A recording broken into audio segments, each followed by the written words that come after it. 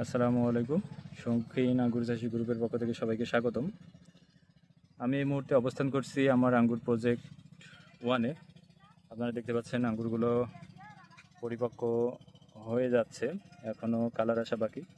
এরই মধ্যে আঙ্গুরের কি সাইজ দেখুন, মাশাআল্লাহ। বাংলাদেশে উৎপাদিত আঙ্গুর এতটা বিগ সাইজ, এতটা সুন্দর দেখতে খুব কমই দেখবেন আপনারা।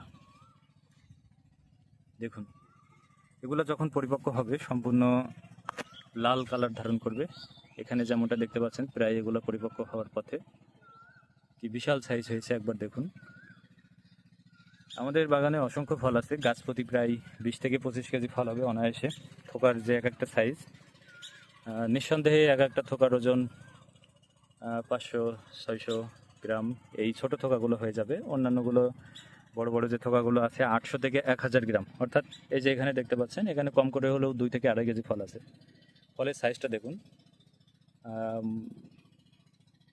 মোবাইলে হয়তো আপনারা ভিডিওতে কেমনটা দেখতে পাচ্ছেন আমি জানি না, তবে এগুলো যদি ছুঁয়ে দেখা না যায়, আসলে সাইজ, এর টেস্ট এবং এর যে কতটা সৌন্দর্য, এটা কখনোই উপলব্ধি করা সম্ভব নয়। দেখুন ফলের কি সাইজ দেখুন। তো আমাদের ফলগুলো পরিপক্ক হওয়ার পথে, আর মাত্র 8-10 দিনের ভিতরে আশা করি আমরা ফলগুলো হারভেস্ট করতে পারবো।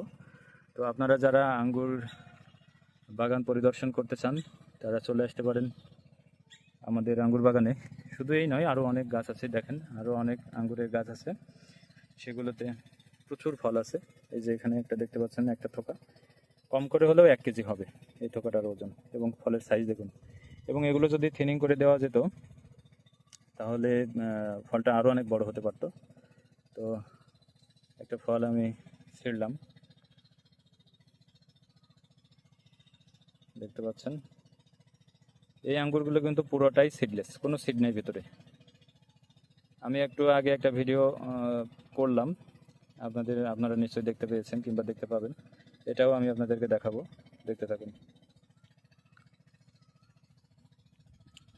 দেখুন।